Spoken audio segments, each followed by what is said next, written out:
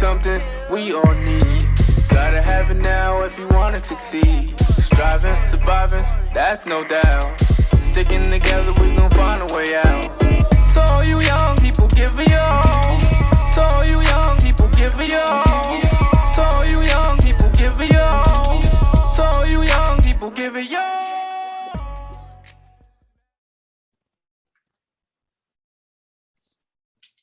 Good evening, the back community. As always, thank you for staying involved and staying engaged. And we're going to go ahead and get right to tonight's guest.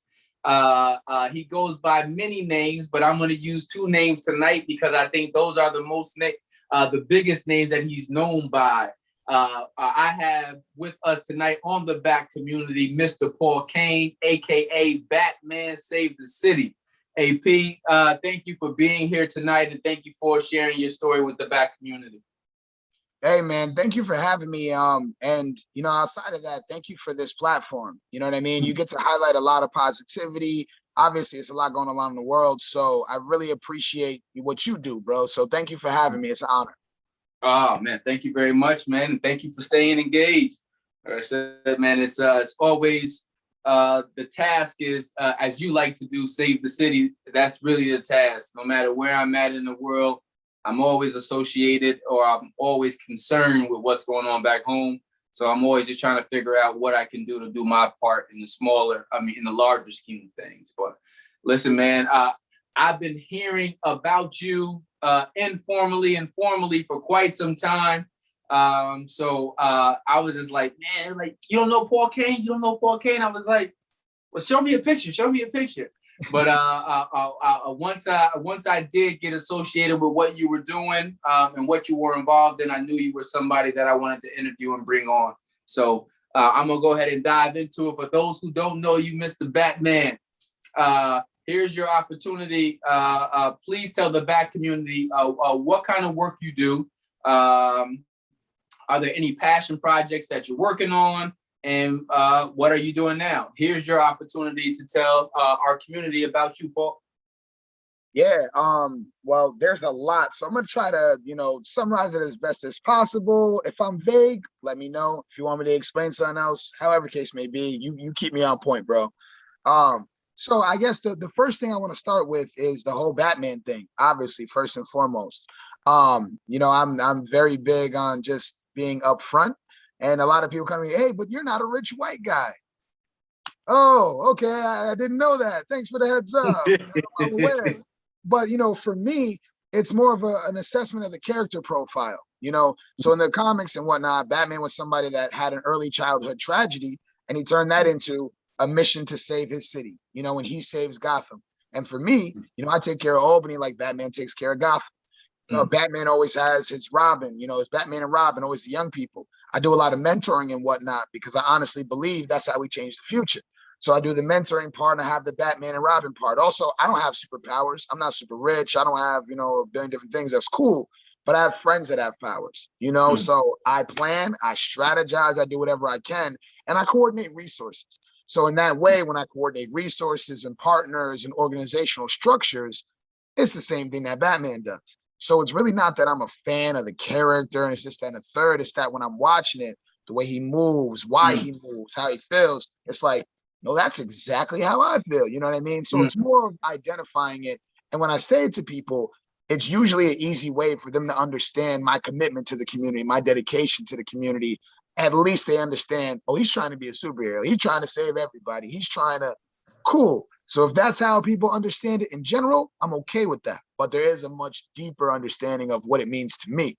And then, moving forward, that just, how that kind of, presents itself in my life is I try to do as much as I can and in many different areas as I can.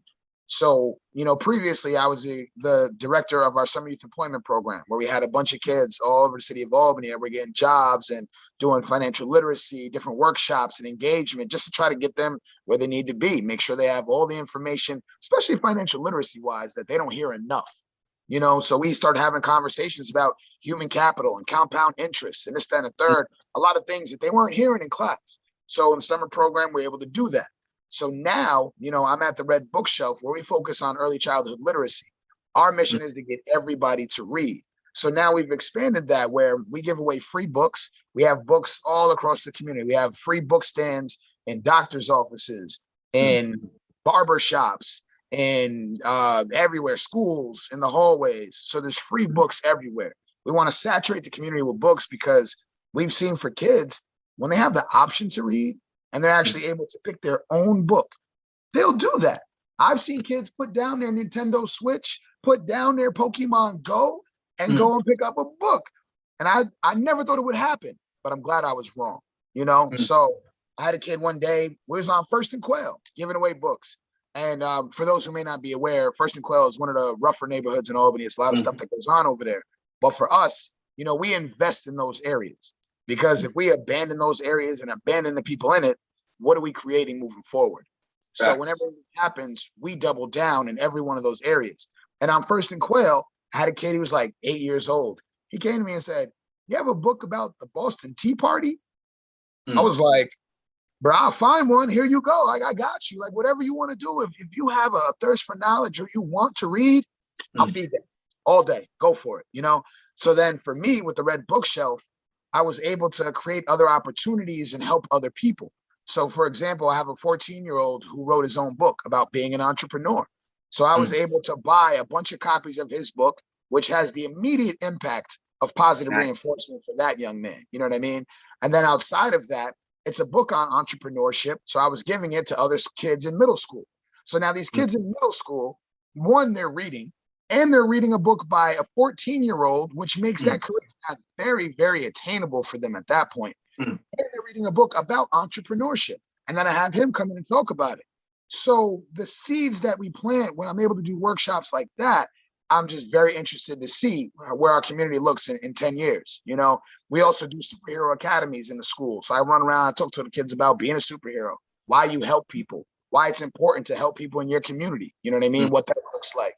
And again, 10 years from now, when all these kids come up and they start running for office, it's going to be different when we have a generation of superheroes coming out. You know what I mean? People that are super community focused and understand it's all about giving back and how do we move forward and how do we help other people.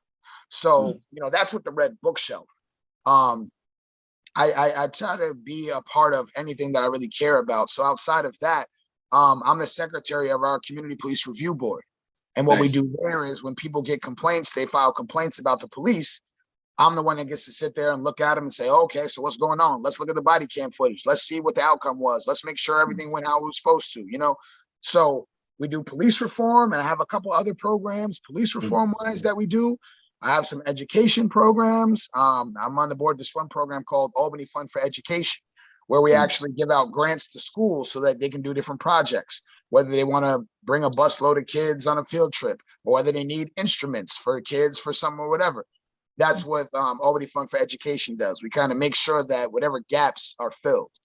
I'm on the board for Sponsor a Scholar. Sponsor a Scholar is a program that helps kids. Yeah, bro, you know, you already know. But Sponsor a Scholar helps kids get into college and helps them stay in college. And I was in a program when I was younger, you know, so it's incredible that now I can say to the kids in the workshops, bro, I was right there with you doing these after school programs. Now I'm a board member. What's up? Let's talk. The sky's the limit. Let's get it. You know what I mean? So that's education. That's community stuff. I'm on the board for A Village and the Lincoln Park Alliance, where we, you know, advocate for community projects. So when there's a new park being built, the community of people that live here should be a part of that. You know, they should have a say in what it looks like, how many basketball courts we get, what shape the pool looks like. So I make sure that, you know, the community voice is heard when a lot of these projects start coming about, because otherwise, you know, the city, the powers that be, they'll just steamroll right through everything. So, you know, we have to make sure that if we want something in our communities, that we say that and we ask for it and we make sure that we demand it. And we draw a hard line in the sand. Like, listen, we're not begging. That's not what this is. As constituents that you expect to vote for you moving forward, as taxpayers in the city, you have to respect our opinion. That's it.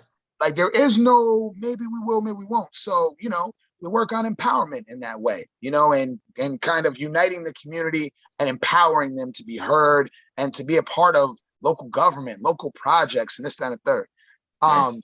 You know, outside of that, I have my mentoring program that we do with our Titans. Because I'm Batman, so my guy Nightwing, he's the leader of our Teen Titans. And we have a bunch of high school kids that we bring out. They volunteer, they give back to the community. But at the same time, we invest in them too. So I tell them, listen, you trying to get a job? What's up? I'm gonna help you get a job. Or you got to do laundry? What's up? Let's figure that out. Like whatever it is, I got you if you're one of our Titans. So from mentoring to Red Bookshelf to police reform to community advocacy, it's a little bit of everything. It's a full-time job, but that's why I don't sleep. I'm Batman, baby. Okay. Listen, man, you touched on so many different things. And one, I wanted to go back to one, shout out to you and being on the board of directors for Sponsor a Scholar. I think we both had tuned in for their latest graduation ceremony. Sponsor a Scholar is a program that's near and dear to me as well. Even the person I just interviewed before you, Paris Stoble, was a part of it too. So I'm a part of their first class of graduates. So that program means a lot to me. And I sat on the board of directors for a couple of years for that one too. So shout out to you for Sponsor a Scholar. One, I love what you guys are doing with the Red Bookshelf, because being able to expose young adults to books is tremendous, because it isn't the first option. Like you said, you've seen some kids put down the Nintendo Switch and go ahead and read a book. My son, we bought him my 5-year-old, we bought him a Nintendo Switch for his birthday that just passed. And before he gets to play with it each night, he has to come home and read a book. And it was just like, being able to be exposed to literature and being able to find people that look like you in the books that you're reading is super important too. So I think we might be talking about the same book too, when you said that there's a young man who's an entrepreneur for that one there from the Albany community over there with Kasser and them. Yep. But okay. That, like I said, man, we learn from the successes and failures of people who look just like us. So when you can see people who look like you, it doesn't mean that necessarily you're going to go that path, but at least it'll give you an avenue and know that that path is available if I chose to go down that way. One, your Save the City campaign is dope by itself. I hope I get to get your comments on the Snyderverse. Is that how I say it? That's a whole nother interview, bro. You don't got enough time for that one. Listen, man. You are involved in so many positive aspects of what's going on in Albany. There was one, and hopefully it comes back to me, but I lost it at the moment, so don't worry about that one. But shout out to you for having your hands vested in so many different parts of the community, because individuals like you are needed. You present your authentic self, which allows people, young men and women, but to see a person like you and be able to say, well, you know what? When it's my turn, I can have the strength, the confidence, and the balls to do it the same way how I seen Batman did it. So, yeah, shout out. You're absolutely right, because especially when we work with young people, if we just blow them hot air and just, oh yeah, you can do anything, they're tired of hearing that. They need tangible outcomes, tangible ways to move forward, and the more we can demonstrate that, the better. And for me, I'm involved in so much because, Malcolm said, apply pressure from all angles at all times. So when we're talking about reform, that's not just one thing to do. When we're talking about improving the way of life, that doesn't just exist in police reform. That also means our education has to get better. That also means we need better community centers. That also means, you know what I mean? So I love Albany and I love the people in this city. So I take care of what I love. That's it, bro. You know what I mean? So for me, if I want to take care of Albany and I take care of what I love, then I have to be a part of all these things. And I have to make sure that we're trying to do the best we can for everybody that lives here. You know what I mean? Okay. Yeah. And that's what the other one was. It was the Citizens Police Review Board, right? Because before I moved out of Albany, and I'm not sure what access you have to it now, but I had so many complaints in there. It was ridiculous. And one, my mom developed me into a person to speak my mind. And if I believe that something was done wrong, to go ahead and there's a way that you can handle it and then go ahead and do it. So I had so many different complaints up in there. I still got all my paperwork for all of them. And what a lot of people don't realize is that even the logo behind the back community, it's a silhouette of my actual back. Right. And it's because in 2006, my brother and I ended up getting tasered and beat up by the cops in front of his house for breaking up a fight between two young men. Right. But long story short, they ended up my mom took pictures of my back when I got out of jail, because they took me to jail. But when I got out, my mom took pictures of my back. So I had taser holes in my back that I still have. And that's the silhouette of the Black community. And when everything was going on with the George Floyd, and now everyone was bringing light to injustices, it's like, listen, man, I've been battling this stuff for a very, very long time before it became cool. Right. But that's why I took that image.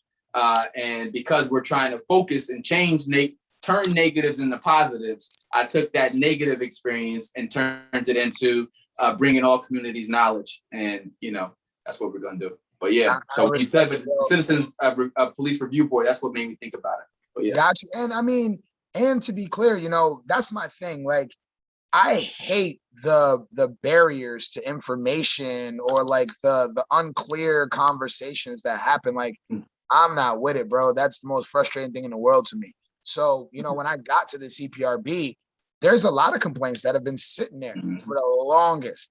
And I'm like, why? Why in the world is it 2021 and we're reviewing a case from 2018, 2019?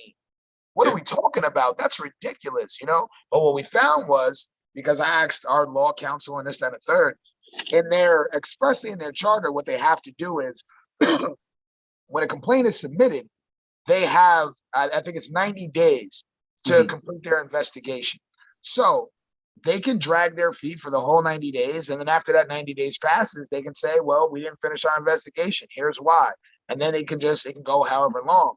So I'm part of a group that said, with our new class, I guess, of CPRB, we said that's ridiculous. Can we do 90 minutes and you got to get back to us? Like, what are we talking about? Why does it take that long? So we're looking to push it to 30 days, give them a little bit of time. But after that, we need written responses about why you haven't followed up. You have to call these people and explain why you haven't followed up on their complaint. Because otherwise, we have people that are like, yo, I put in a complaint 2 years ago and I didn't hear nothing about it. That can't be the case. We have to do better than that. So now that I'm on the CPRB, that's one of the things that we can push for. Another thing that we got a big win for was, as it currently stands, the CPRB only has the power to review the outcomes of the police investigation. So we have to wait till the police finish their investigation. Then they give us the results. Then we look at the results and say, nah, you messed that up. Or, okay, you did a good job, I guess, whatever the case may be. But for me and the rest of us on the CPRB, moving forward, we got local law J passed. And what local law J does, it gives us 1% of the police budget, which is over $500,000. And then with that, we have the ability to conduct our own investigations. So we can hire a private investigator from day one, get body cam footage, get everything, and run down on the entire case originally and authentically in our own way. We don't have to wait for the police part of it, this, that, and the third. So I understand when I hear from people, CPRB don't do nothing, they ain't never did nothing. Cool, I hear you, I get it. I know exactly why you feel that way. But we have been working to change that, and moving forward, it is going to be better, which is tangible. Like, we need that. Yep, and it takes time. I remember reading the article when those changes were first publicized about it, and I thought that it was great to give you guys more authority or to expand your scope in regards to what you have access to. So I thought it was great. Yeah. Let me see. The police union is suing us. I bet they don't like local law J, because we also said, we want disciplinary powers. So we also said, if we have an officer that we all see does something X, Y, and Z, we want to be a part of that disciplinary process. Oh, they hate that. They don't want us to have any parts of that. So they're suing us, but local law J in other iterations has held up and withstand those legal attacks in other cities. So Okay. based on legal precedent, we'll most likely be okay. Okay. Okay. All right. Well, let me see, man. Why or how did you choose your career? And is this something that you've always imagined yourself doing?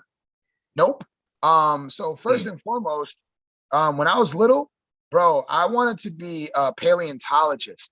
I love dinosaurs and archaeology. And when I learned how to say paleontologist, I was like, that's clearly what I'm going to be when I grow up. And that's it. But it didn't really work out like that, And for me, I went to Siena College.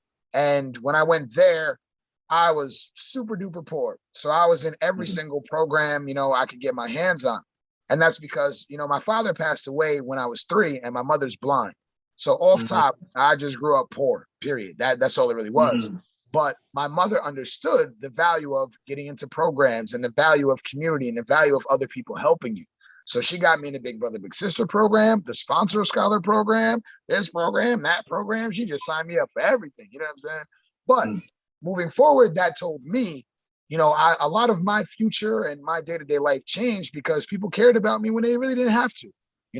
Nothing was required for the people in the Big Brother, Big Sister program to go above and beyond and really care about me and make sure I get a tutor and make sure I get into school. They didn't have to do all that, but they did. So moving forward, I just wanted to make sure that I pay that forward and I keep that same energy. My mentor, Jim Snyder, greatest man in history, he passed away a couple of years ago. And that's when myself, Khalid Miller, some other people, we all got together and we started a nonprofit, True Heart Inc.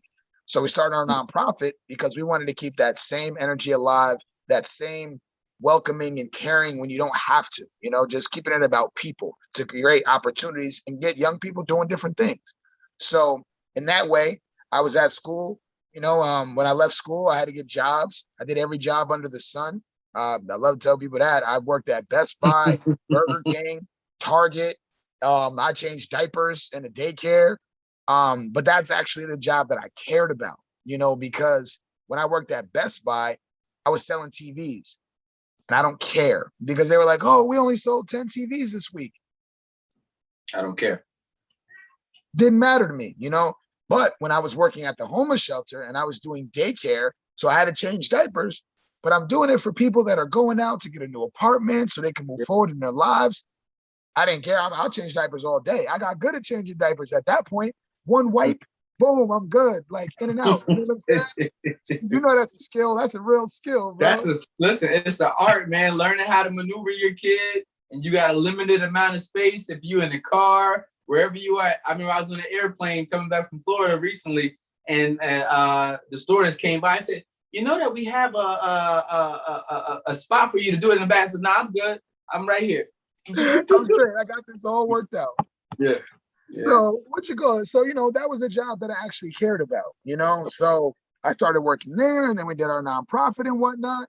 And moving forward, I was like, I should just do this more. Like, I like this. So then I made sure that I chose jobs where I was helping people. Those are the jobs that I didn't cry about getting up in the morning. I never woke up was like, I hate my job. I just wish I could quit. Like all those memes on Instagram, I can't relate because I care about what I do. Like they'd have to pay me not to come to work. Like I love being there. I love what I do. You know what I mean? So in that way, I started working for the city and then this and then that. And now we're at the Red Bookshelf.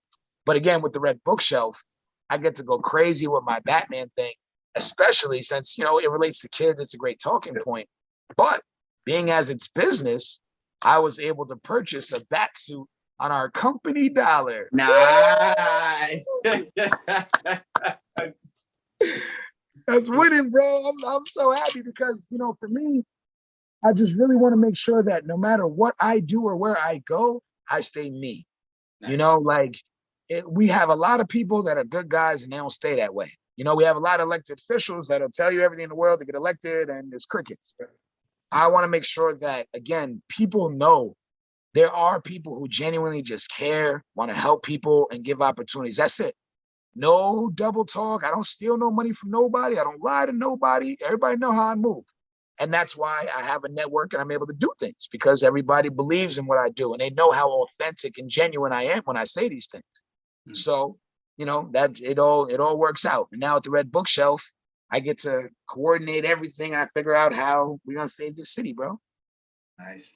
Let me see. Here's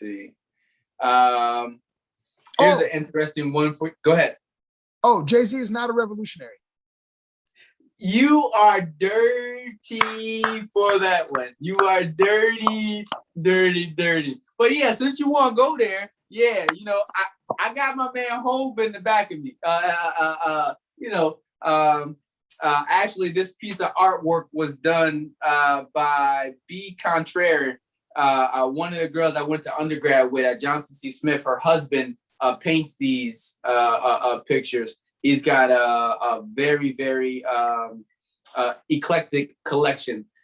So I seen this one, and I had to get it. But you and your boy Chief gonna get off me with this Jay-Z's not revolutionary one, because of course I'm not equating him to revolutionaries that we think of. Kashif and I had this argument, right? And I gave him the Jay-Z verse. He said, I'm like a Che Guevara with bling on, I'm complex. And right, I'm like Che Guevara with bling on, I'm complex, right?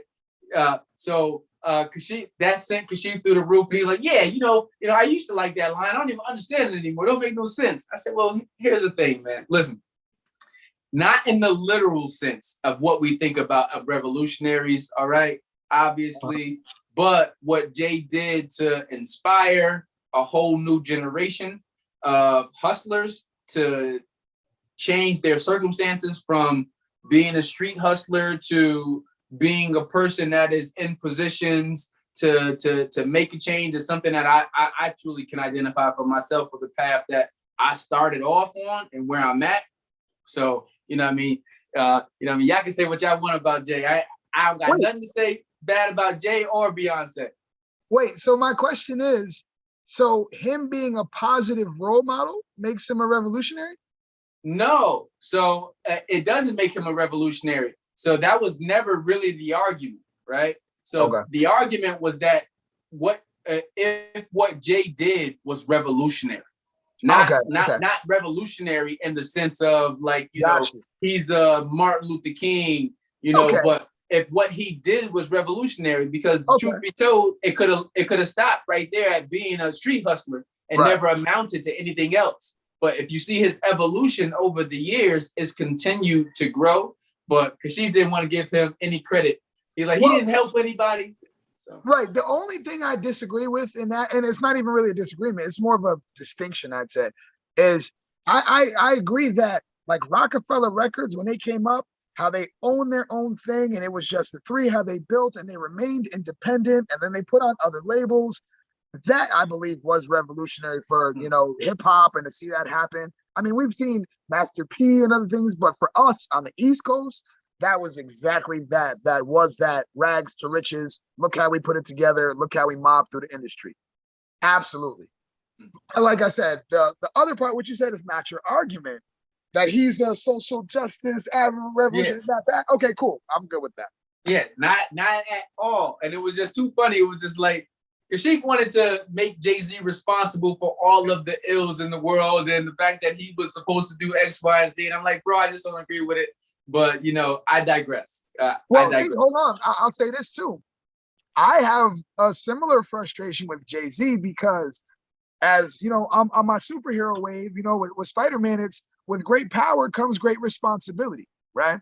And for me, I can't help but if you have the capability to move mountains and then you throw a rock, I'm not going to be satisfied with that. And I realized you didn't have to throw the rock at all. But no, you could do so much more. Stop it. So again, with Jay-Z, what we're talking about, when he got the NFL deal, what did he do? The first thing he did was downplay Kaepernick and say, oh, we done with kneeling. We're not doing that no more. Immediately undermining Kaepernick's argument to the larger NFL audience. So as the black guy brought in the building, you undermine Cap's argument. Cool. He did not undermine Cap at all, man. Come on. Okay, so maybe he's right, maybe he's wrong, whatever. But again, moving forward with that deal, this is where we missed the revolutionary part, because what did he do to change the NFL? There are not more black owners. There is not a new collective bargaining agreement. There are not new rules that respect players. There are not more ownership of teams. There are not profit sales, anything. The only thing they announced was they were going to do a t-shirt line. That's not the only thing. But you know what? Here's the thing. I'm going to use this comparison for you. Now, you remember how the Citizens Police Review Board used to be, right? Now, remember, there's a new cohort of individuals who are now in charge and in power, and you guys are demanding different things, right? It still doesn't give you the full authority to change something that's been going on for a very, very long time that's deeply rooted. So to put that level of responsibility on one person and say that it's his responsibility or place to eradicate everything that's been going on in the NFL is outside of his scope, right? But what he does is he uses his influence to open up doors for other people to be able to go through those doors. What doors? What doors in the NFL did he open for anybody? So who do you think he brought to the table by doing business with the NFL? Bro, other individuals that look just like you and I, other individuals, because remember, he also was the same person that turned down doing the Super Bowl. Name them. I can't name them. You're speculating. So hold on. No. So we have Jay-Z, who got on the NFL and he signed on to make sure they're socially aware and they're going to make da-da-da-da. We don't know nobody that he's put on in a position of power. We don't know anything that he's made funds go to real community resources. We don't have anything online that he's actually done. The Redskins are still the Redskins. They still are putting rules against kneeling and this, that, and the third. The Redskins are not still the Redskins. The Redskins are the Washington football team. Either way, he hasn't changed anything, bro. And if you're going to say the only thing he's done is a t-shirt line, or maybe he's put on people that we're just not aware of, that's not good enough. Because I watched LeBron James, who is new to this whole entertainment thing, has way less influence and is less of a cultural icon than Jay-Z. I watched LeBron build a school, bro. I watched him build programs for the parents to succeed. I watched LeBron become the head of the Players Association and bring in other people and negotiate their collective bargaining agreements. I watched LeBron create change for people. Stay right there, though. Stay right there, because I'm gonna say this, and then I'm gonna move to your next question either which way, right? Because Kashif also said LeBron wasn't revolutionary. Kashif is short and he doesn't know a lot. A lot goes over his head, bro. Like, just because he got his J. Cole dreads, you think you know everything now. Get out of here. All I'm saying is those points that you brought up about LeBron speak for themselves. And here's the other thing is, like, we don't know. And I always tell people, like, as much like I'm a Tupac fan. I mean, Tupac to me is the greatest artist of all time, period. Not the greatest lyricist, but the greatest artist of all time for me. Right. That's but I always say that. That's fair. That's fair. You know what I mean? Like, we don't know the full extent of these individuals' lives. And a lot of the times we're going to learn about what they do after the fact. So, you know what I mean? As Jay said, you know what I mean? And nickel and dime, you know what I mean? Stay anonymous. So, anywho. Last time that I checked, you need to get more like Nipsey. That's all I know. Shout out to Nip. Shout out to neighborhood Nip. Let me see, man. Staying on that topic, how did friendships and bonds that you formed growing up in Albany impact the types of friendships that you have as an adult? It was very, very critical for my development. You know what I mean? Because when my father passed away, I lost a lot of connections to that side of my family. You know, we didn't travel much, so it left me with my friends became my family. You know, like the people I grew up with that, you know, we threw rocks together and ran away and rung doorbells and ran away together. And we grew up together. We was in school together. Like, those are my brothers, you know, 100%. So for me, it changed my understanding of family and caring and who supports you and what that means. So everything that I do, I go by two things. One, you know, family and friends, I bring people in and try to work with them as best as possible. And then the other part is, I know that for me, I can't work with people who aren't genuine. You know, I can't work with the banks who are gonna give me $1 and then, you know, not hire Black people for the whole year. Miss me with that. I'm not interested in that. You know, all money isn't good money. So for me, I partner with people that share my spirit, you know, and they understand the mission. And those become my friends. So I meet people throughout my mission. And that's kind of how people come to me and gravitate. And that's how we interact usually. But, you know, a solid foundation of family that may not look like a lot of other people's definition of family. You know, my family got some Spanish people, some white people, some Black people, but they all family. And I would kill or die for them at any given moment. And they do the same for me. You know what I mean? So for me, that's family, that's love. Okay. Let me see. Here's one for you, because I always tell everybody this question is probably near and dear to my heart. One being a young man that grew up in the Albany community, and to see where we are now, not only in Albany, but in communities across the nation. How have you been impacted by gun violence in the Capital District?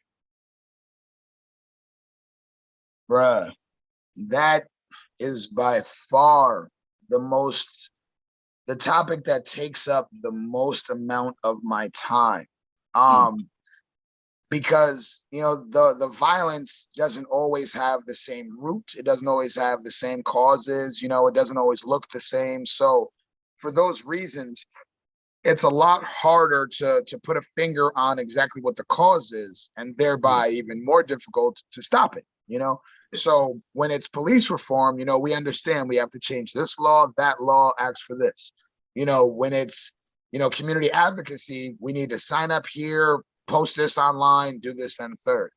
When it's shootings, it may be a domestic thing. It may be people who are arguing on Facebook, two kids arguing on social media.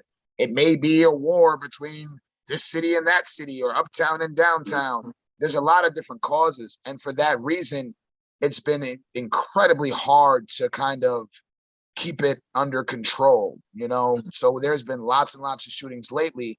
And for me, I take some of it like harsh, like some of it really gets me down. You know, when I think about the city, like those are kids that are dying left and right, bro. And those are parents who are, you know, grieving, and nobody should have to go through that. So it keeps me up at night. But that's kind of why I really, really, really focus on kids, because to me, that's how we change the future. You know, there are some things to do, you know, right now with the people that we can divert them away from, you know, gang violence, divert them from arrests, and do different things. And that's why I do my mentoring program. But the way we really change the culture, the minds overall of a large group, of a whole city, that's something that's more long term. And for that reason, you know, we focus on young people and helping them in the hopes that that changes the future. So they don't even think shooting is cool anymore. You know, we talk to them, we're like, there's way cooler things to do than shoot people. You know, you can get sneakers, you can play games, you can do mad stuff. So the more we expose them to options, get them busy, and make them understand that shooting actually takes away all the good stuff in my life. Okay, cool. Now we get to a point where people don't even want to shoot. And then we'll have jobs and job trainings, so there won't be poverty where people have to shoot. So we can do those things where people don't want to shoot and they don't have to shoot. We'll be in a better place. You know, that's going to take some time, but we'll save the city. Okay. Let me see.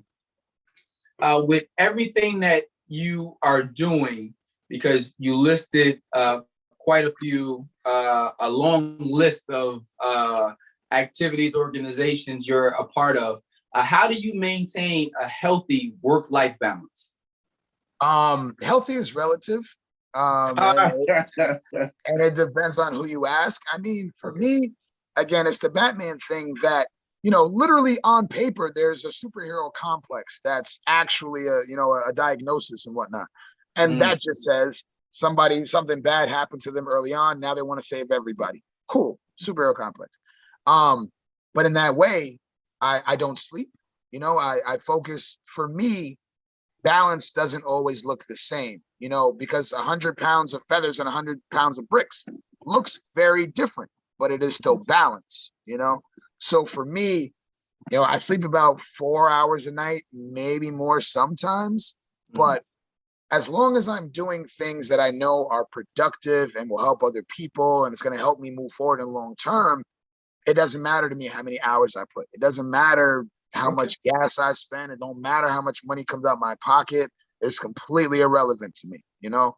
And that's not always the best thing, because there have been times It's not. they've Don't went worry. all I my was money. about to let you finish. I was going to let you finish because I was going to say it is not the best thing. And I just remember opening up Model, my mentoring program up there. And we ran that for 9 years, right?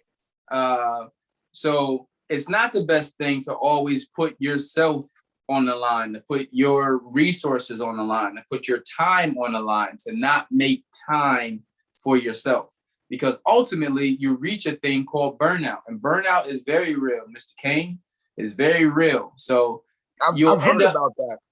Yeah, you know what I mean? It's very real. And it's just like, you know, but what I've learned through that experience is that you don't have to necessarily lose your love and interest for helping, but you might need to tailor how you help and who you help, and realize that you got to have a more control over how you spend your time, your emotions, your energy, to have a better balance. And it took me to go through that experience. And I remember it might have been like 09. It might have been 09, right? I think that was my first time I started to experience anxiety attacks, right? And I had never been sick my entire life. And it was like, yo, I don't even know what this is, but it was like, I ended up with too much on my plate. And it took me to be able to sit down to start to assess that. It was like, you got too many things going on. You're trying to do too much for your family, trying to do too much for your friends. At the time, I was still single. So I'm trying to do too much dating. I'm trying to do too much everything. I was getting ready to have my first kid. It was just like, it was a lot going on. And I'm working full time. I'm running Model. I might have been, I don't think I was studying for the LSAT then, but it was something like that. But either which way, you realize that, you know, you get to a point where there is burnout. So you want to sustain your body, yourself, as much youthfulness as you can retain for as long as possible. And part of that is being able to say no, being able to not overdo yourself, being able to get some sleep. You know what I mean? So that would be my advice to you, because you have too much energy. You are too important. So whatever balance is going to grow to look like for you, just remember it's something that needs to be evaluated and discussed. And it's different. Like you said, it's different for everybody. What's healthy for everybody is different. But, you know what I mean? All of our bodies are always daily declining. So we all have that in common. And it don't really matter how your idea of healthy looks like. Eventually you get to a point where it's just like, I really got to maintain myself, period, because I'm getting older. You know, I wake up, I don't do anything wrong. My knee hurts, and it just is what it is. Yeah. So. But see, now for me, you know, it's the superhero thing, right? And like I said, I'm not just a fan of it. Like, you know, I really am Batman, right? So that means the mission comes first for me. And a lot of times that's even before me. So burnout is not necessarily a thing for me, because I understand, you know, everybody has limits and you have to figure out what those limits are. For me, I figure out what those limits are and I disregard them and I just go through them. So I don't care if I stay up for 2 weeks straight, I will do it. I don't care if it's because whatever I'm dealing with, if I have the ability to pick something up and put it down, the person who I'm helping does not have that same luxury. So if I'm helping people who, you know, they've lost their son, their husband, whatever they're trying to deal with it, I can go home at night and I clock out. You know, I worked at a homeless shelter for 8 years and that's what I did. I clock out and I go home. Cool. Those homeless people do not stop being homeless at 5 o'clock. You know what I mean? The kids who need mentoring help, just because I do mentoring on Saturdays, it doesn't mean that Sunday through Friday, they don't still need us, you know? So for me, there has to be, because it's not about me per se, right? So there has to be something or someone that people can believe in, something or someone that says, I don't care about nothing else. I'm going to say that is it. No matter come hell or high water, no matter what gets in my way, I'm going to help people and do that. And for me, I'll do that. And it does have ramifications. Like I don't take vacations very much. And I get that can build up and people will go crazy. I'm okay. I really get to a real minimalist thing of everything so that my needs are incredibly low. Like you can ask anybody who knows me. When I eat, bro, I don't sit and like, I'll make a 5-course meal. I don't do that, bro. I grab my jar of peanut butter. I grab some chips, something to drink. And that's literally what I do. And I sustain myself and I have my energy and I have my strength and I do my workouts and I make sure that I'm still, taking care of me because I'm still getting older, like you said.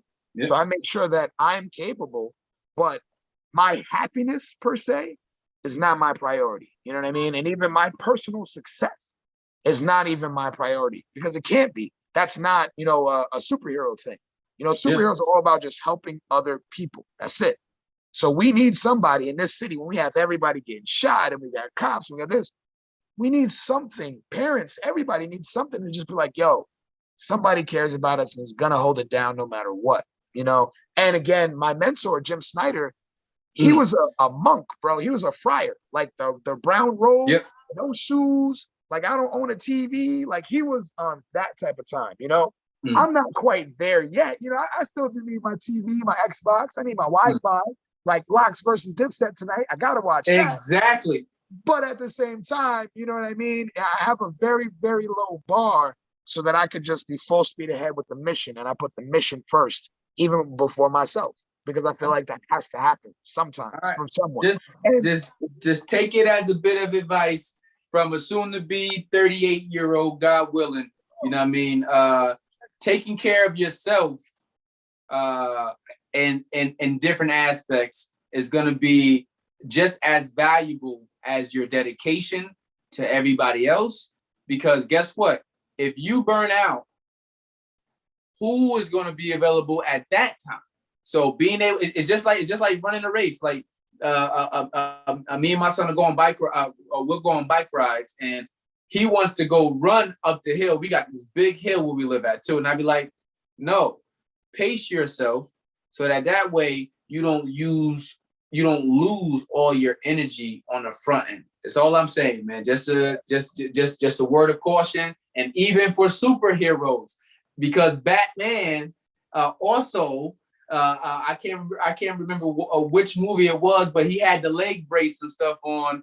Even superheroes, because he was just a man with money and inventions, right? So Father Time came for Batman too. Yep. So and for that take care of reason, yourself.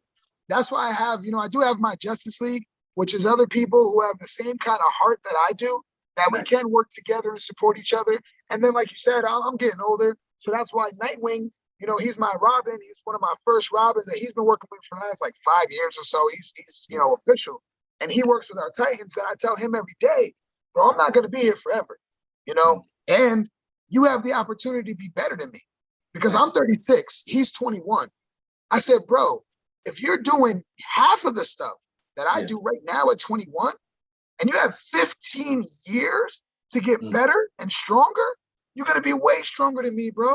You'll be better than I ever was, So we do have those plans for succession that we're laying the seed because you can't save the world alone. I do know that, bro. Okay. All right. And before I go to your next question, who you taking tonight? Because you did bring up Dipset versus the Locks. 1, 2, 3, go. Who you taking tonight? New York City.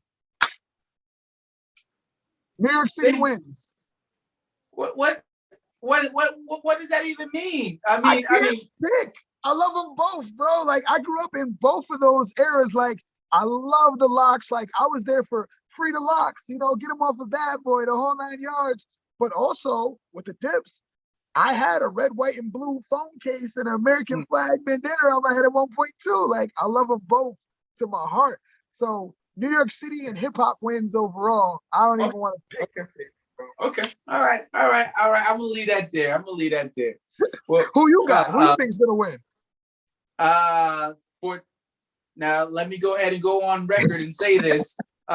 Lyrically, of course, I'm choosing the Locks. Of course. For the sake of tonight's battle, I'm going with Dipset because they're a little bit more appealing to the eye. They can be a little bit more funny. Remember, you got Sheik Luch, you got Styles P, and you got Kiss.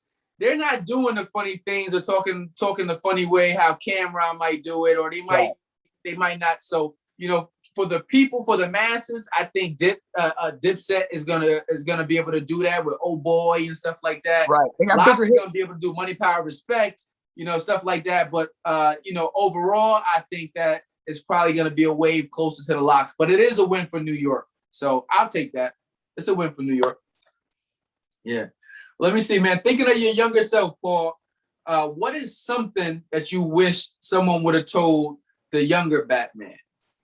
The people in power, the people that make the rules, they're not special. They're not smarter than nobody. They don't have this super deep amount of insight. They are not the morally upstanding people, whatever the case may be. They're not. So that goes from not every elected official, but for elected officials, to teachers, to cops, whoever else. I think when I was growing up, I had this in my mind that, oh, this person is elected official and that, they must be a good person, or they really know what they're talking about, or blah, blah, blah, blah. None of those things are true, bro. I've met people in power that don't know what they're doing. They don't know about the people they're serving. They don't know. They make horrible decisions for horrible reasons. And when I've seen that, I've just seen that means it's our time to step up. The people who give directly to the people who understand the people, we have to be in charge of these programs and these initiatives and these efforts and the allocation of funds and all these reform parts. The people who understand the people, like, we need to be more involved in these processes, because the people that deal with the suits. Okay. Let me see. I actually have. I'm going to give you two more questions before I let you go tonight, Pete. If you could prevent a young person in your life from making a single mistake, what would it be and why? Doubting themselves. I think one of the biggest things that happens is doubt kills more dreams than failure. A lot of people, because they doubt themselves, they won't even try. I've had kids that won't apply to schools because they think they won't get in. I've had kids who won't complete a project because they feel like they're going to fail. I have kids that won't show up to work because they feel like, oh, well, that's not a job for me. No, stop all of that. You know what I mean? We doubt ourselves way too much. We put ourselves in a box for no reason.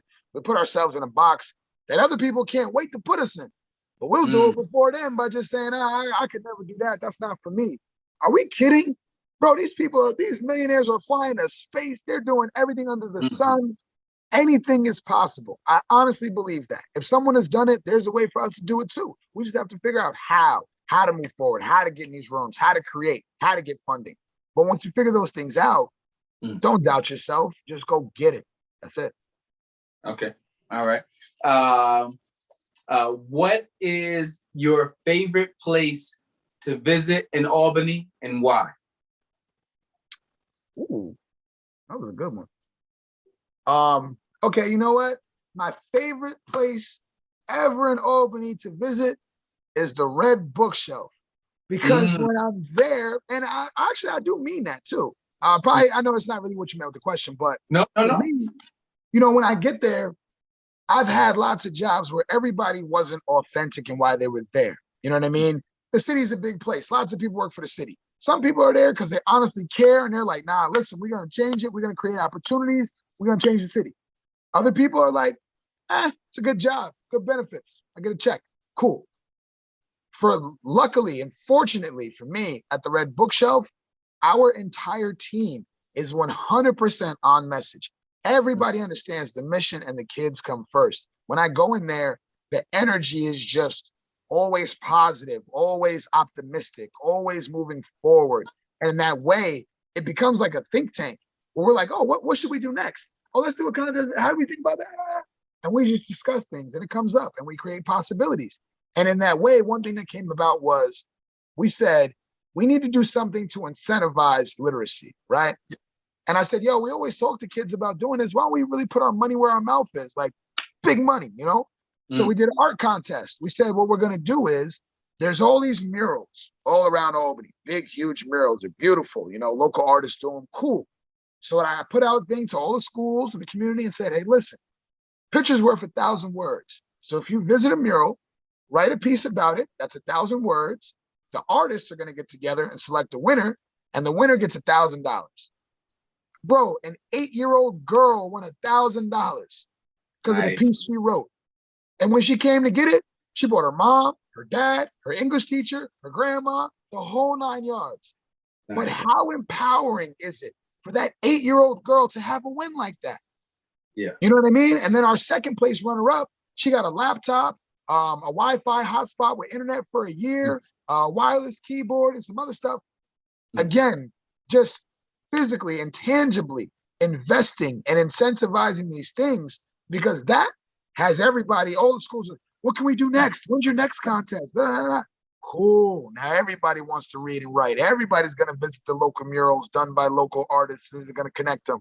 Let's go. You know, so the Red Bookshelf is my favorite place because we can just come up with anything and just really make it happen. And I love that so much.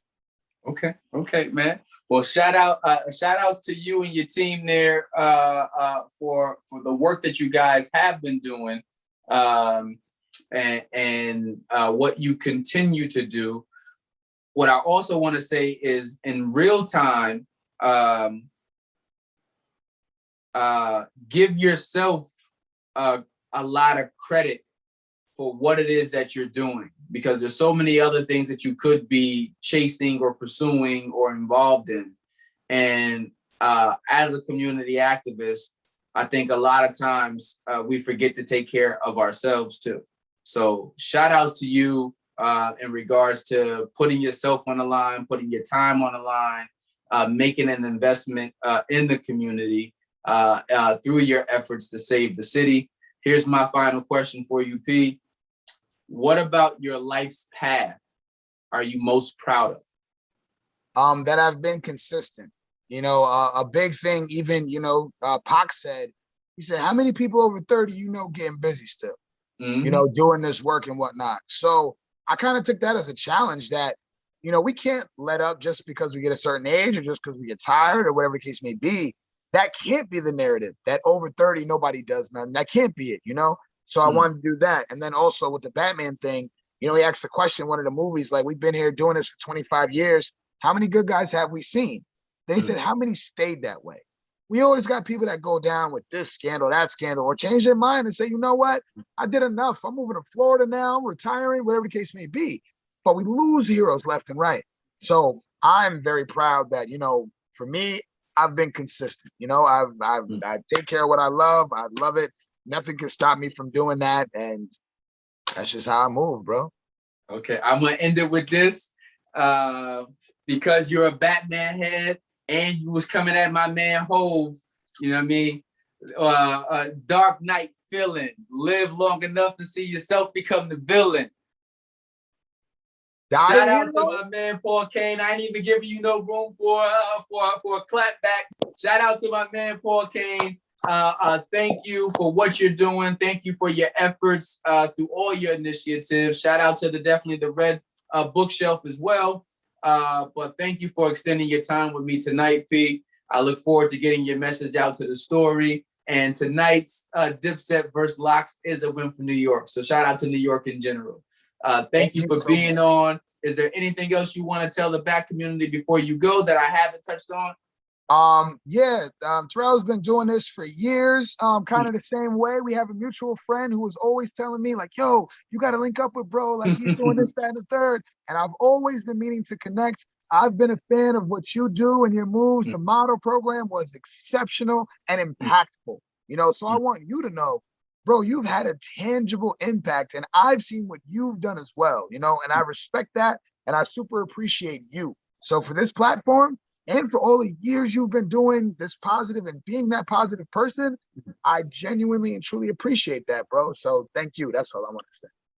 Well, thank you very much, man. And there you have it, Bat community. Our interview with Paul Kane. Thank you for that. I'll let you guys later. P, I'll play catch up with you later, man. Absolutely, Salute. Bro. Keep climbing up the ladder. A Black Lives Matter. It matter. So all you young people, give me all. So all you young people, give me all. So all all you young people, give it your. To all you young people, give it your.